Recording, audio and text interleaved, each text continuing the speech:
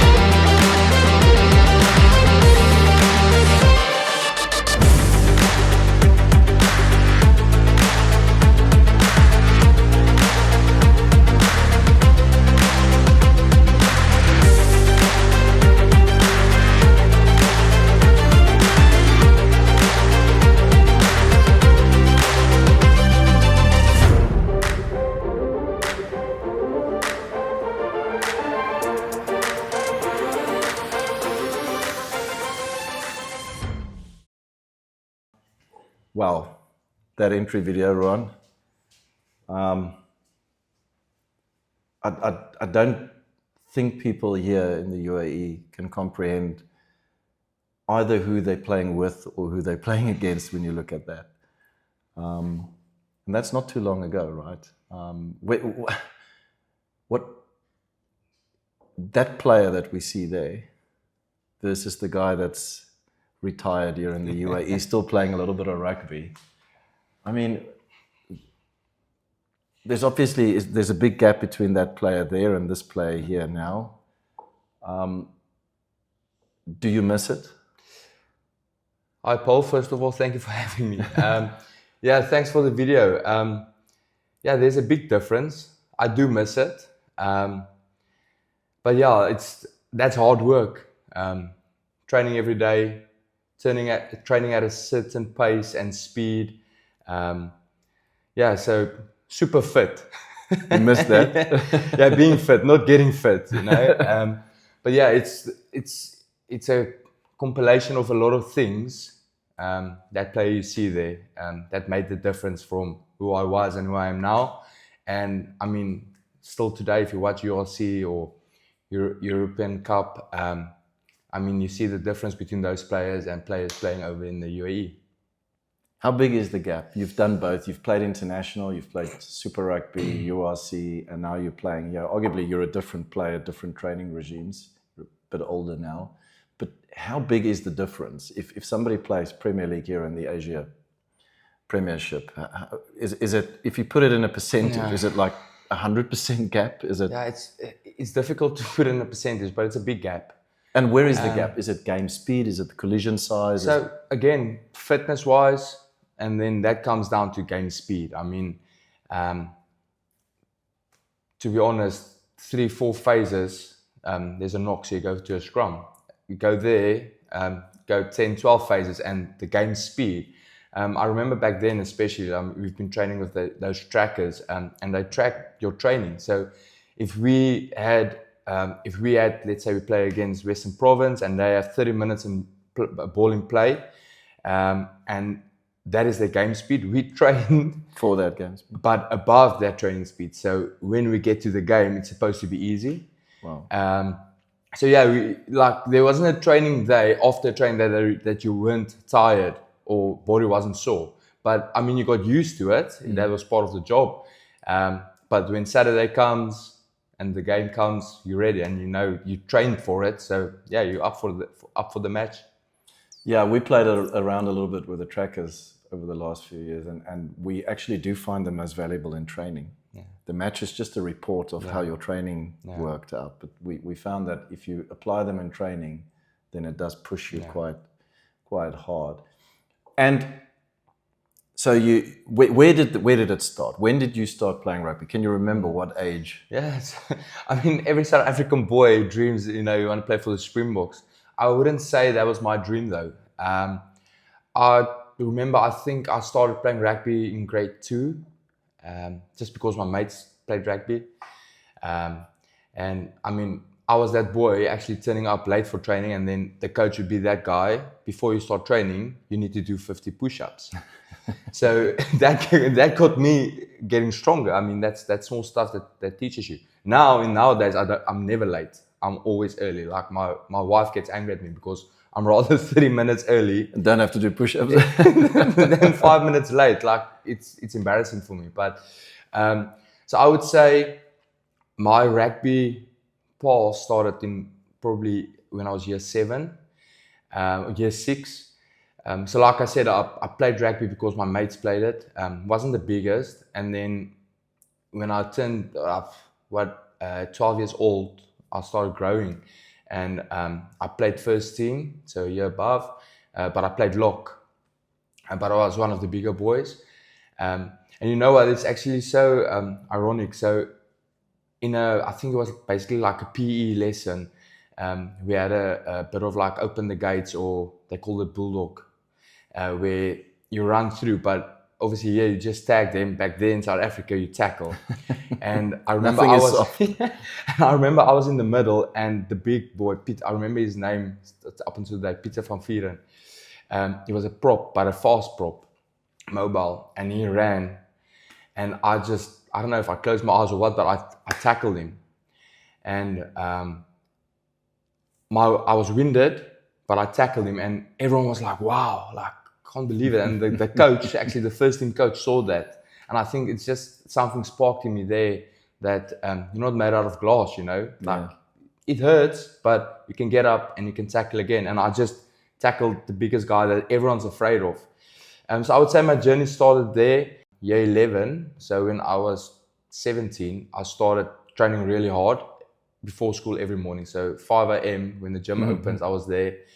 And it was actually basically a CrossFit gym, okay? But the guy focused on conditioning as well. So we didn't do all the how can I say, the gymnastic stuff and all that, but fitness wise. So I was fit and strong. I think, to be honest, I probably was my strongest when I was in matric, maybe obviously when I played professional as well, but I don't think I'll struggle now to do in the gym what I did back then, just because of the mindset, because I wanted to become a professional rugby player. So I did what was needed and what was asked of me to become a professional. And fast forward from there. So then you went on to become Springbok under-20 captain, decorated Blue Bulls player, Super Rugby, or URC. And then you stopped and you ended up in the UAE. What happened? Life happened. I got married. That was always the plan, to get married to Marley. And the thing is, she's a Namibian, so we struggled to get a spousal visa. So as my contract ran out with the Griquas, they offered me another contract. So I had to say no to that. But at the end of the day, I'm not... that's the best decision I ever made. Yeah, life happened. Life happened, and I'll always choose my family above rugby. Yeah, I can see it when I see you with your little girl now. Life makes there's a point where life makes sense. No, doesn't definitely. A big part of your journey and your career is something that we're discussing this week on the podcast. Relates around concussion.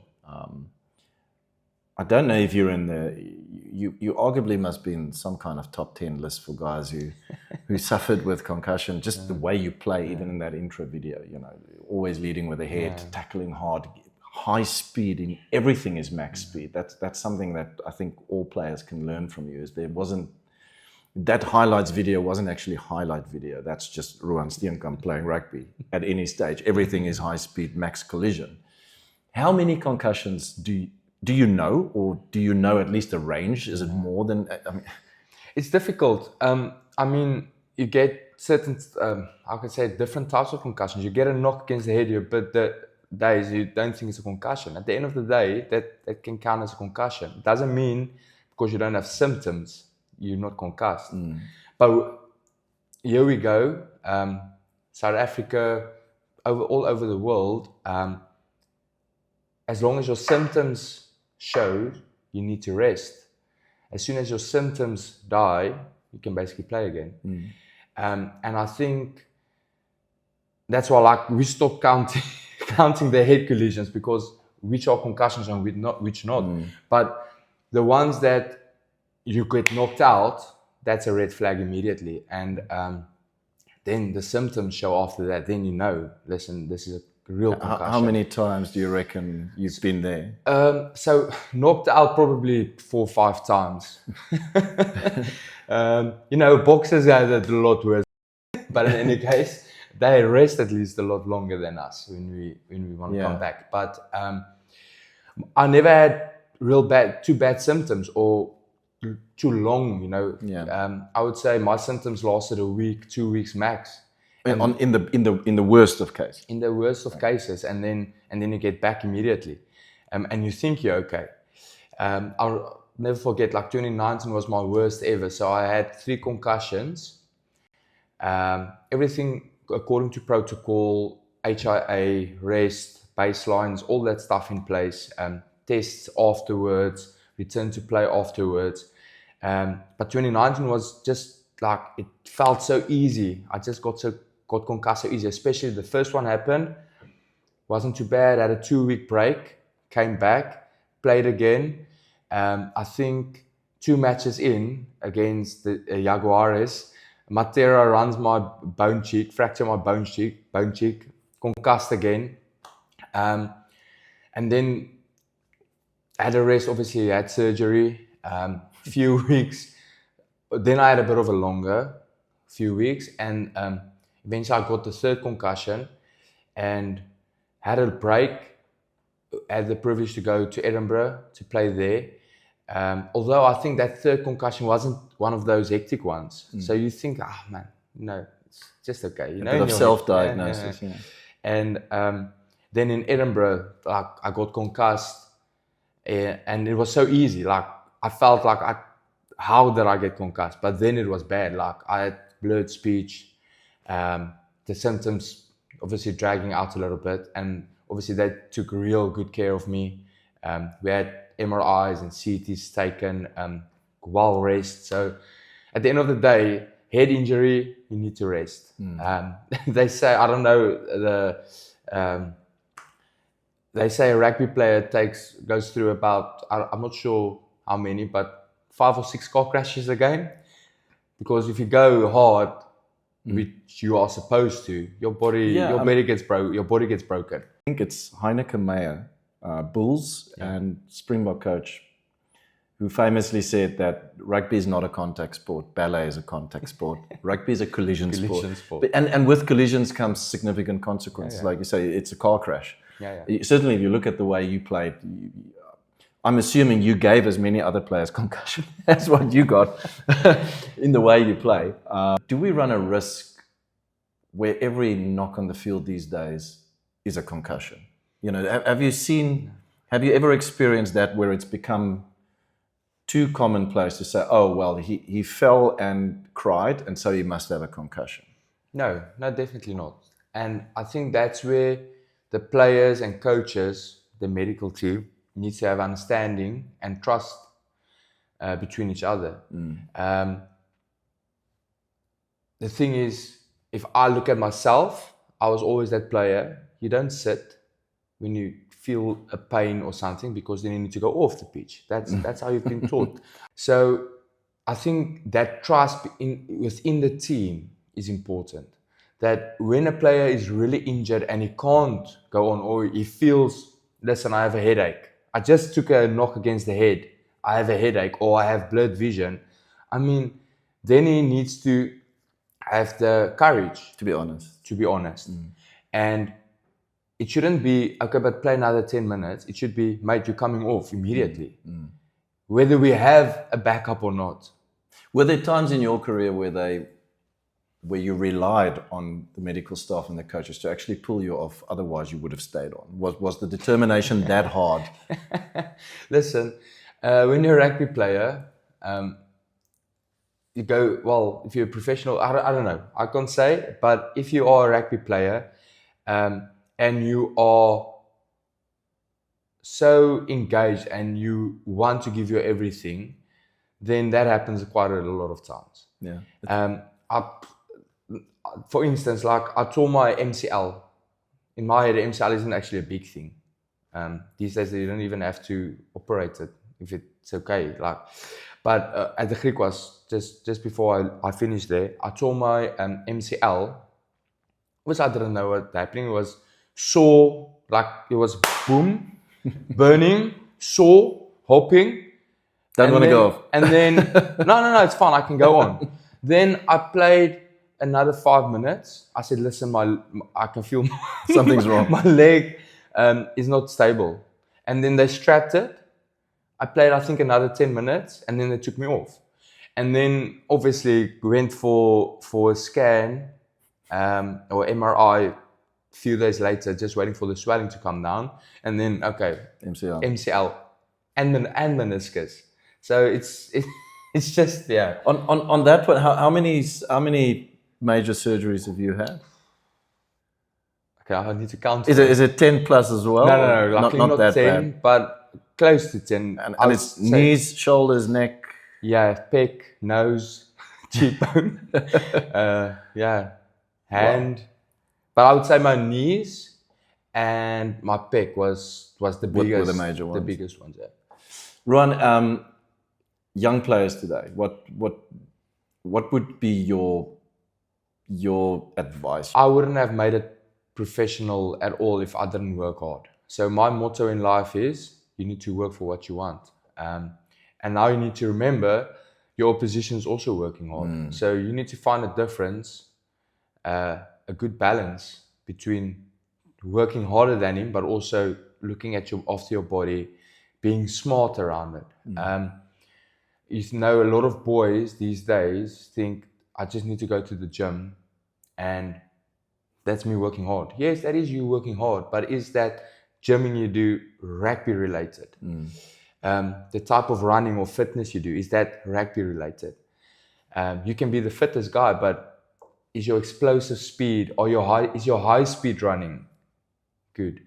So I mean, there's a lot of things you can look at, but there's no substitution for hard work, and that's my motto in life. And if you want something really bad, like really, really bad, you'll work hard. You'll find an excuse to work hard. That's a great thing. You'll find an excuse to work hard. That mentioning high speed, they had an Argentinian championship winning club here over the last 2 weeks, causing havoc at under 19 level in the country. And watched them play last night, and my goodness, the game speed is beautiful. It's just so amazing when you see team and players understanding that game speed is, in today's rugby, it's everything, right? If you can get to the ruck 2 seconds faster, you dominate the ruck. What sort of coaching environment did you do your best in? What coaching environment drove you? I liked a coach that knew what he wanted and made me work hard. Like, again, no substitution for hard work. Because I knew I'm not afraid of hard work, and if I work hard, I will play good rugby. So I liked a coach that's tough on me, that was honest with me and told me straight to my face, listen, you need to work hard on this or hard on that. Obviously in a closed environment. I had coaches disrespecting players in front of a whole team. And that is something that breaks a team culture down. To be honest, there's no place for a coach like that. So a coach, and I've seen you coach. Yeah. You're not that. No, that coach. If ever you were worried, you're definitely not. You're on the calm side. So I like a coach that I know I can trust in him and he can trust in me. But I also, that's where you need to find a balance as a coach, I would say.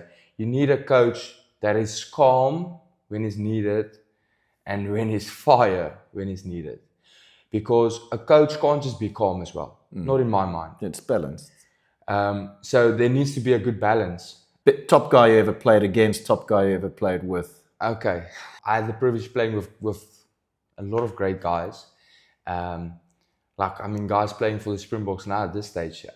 But if there's one guy, and again, there's a lot of guys, but if there's one guy that when he was playing and I'm on the pitch, I knew we're going to win, is it Andre Pollard. Okay. I just had that confidence in me, general rugby brain, calm, and execute.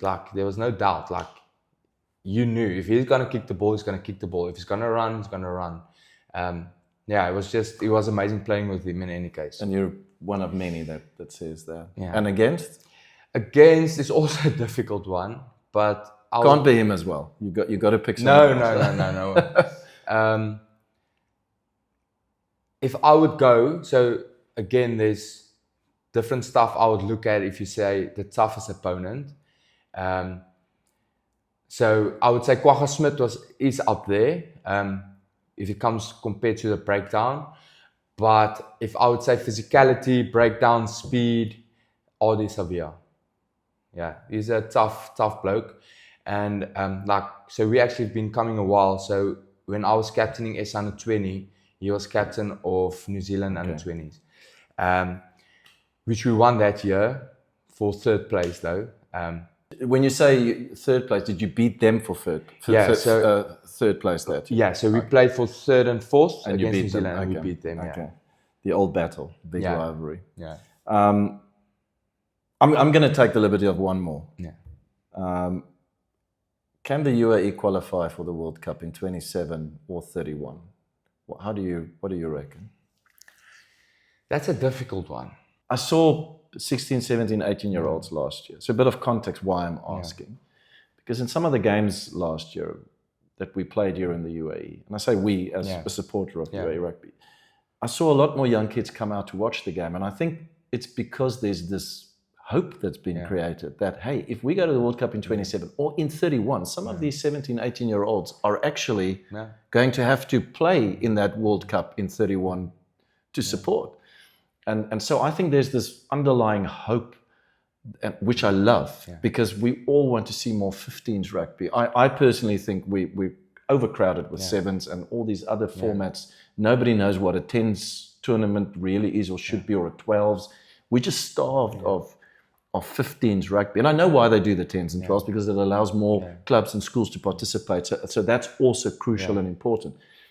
But there's this hope and hunger now for 15s because of this World Cup bell that's hanging over us. Can we, or can they? I mean, nothing is impossible. We have the clubs, but your quality of rugby needs to improve. As soon as your quality of rugby improves, your national team will improve. You'll have more guys to pick from. But now you can also go and ask, but how do you improve the club rugby system? Without a professional system. Without a professional system. And that's what you said, the hope. So people are starting to notice the rugby. So that's a good thing, because the more people notice, the closer it gets to maybe turning it professional, which is crucial if you want to even just get to the World Cup. That's not even, it's just getting there. Yeah. But I mean, we don't want to go into details, but if you just take Zimbabwe against UAE last year, or was it earlier this year? Yeah. I mean, the gap was 60 points. But see, that's the difference. And all those boys for the UAE plays in this club system. So first of all, you need to fix the club system. It comes with a price. Yeah. Turning professional. Yeah. Yeah, I'm sure I'm sure those thoughts are in the rugby brains in the country in any way, and it is challenging. But I love the little bit of hope that's going around. You know, could we see a UAE team? And again, we'll see now. I think maybe 27 is the quick up. It's like it's just around the early, corner. 31 possible. is possible, but things are going to have to start changing quick. Yeah. Ruan, thank you. Much appreciated. Thank you for having me. And if you're out there and you want to simulate one of the best 6, 7, 8s, you played a bit of hooker as well at some point. Yeah, they tried to force you to play. But a rugby player in general, a man who certainly didn't stand back for anything, then, you know, look at Ruan, study him, and try and do what he did. If you can do half of that, you'll be successful. Thank you very much, Ruan. Much appreciated. Thanks, Paul. Ciao. Well, that concludes our episode for the week. Thank you guys for watching. And Ran any netball plans? Just to be clear, guys, I know nothing about netball, but I'm keen to learn. you know nothing about netball, but you like to watch. No. I still want to know your favorite I mean, player. I saw you You've got lurking this morning before training around the netball court, and I'm still kind of confused. Like, I don't recall such actions. And guys, I almost forgot. There's the amazing free app if you want to watch Super Rugby. NZR Plus. NZR Plus. Please go watch there to watch some live Super Rugby. yeah. And Ryan, what do you want to say to them as a close off? Guys, if you're going to kick anything or anyone this week, make sure it's a box kick. See ya.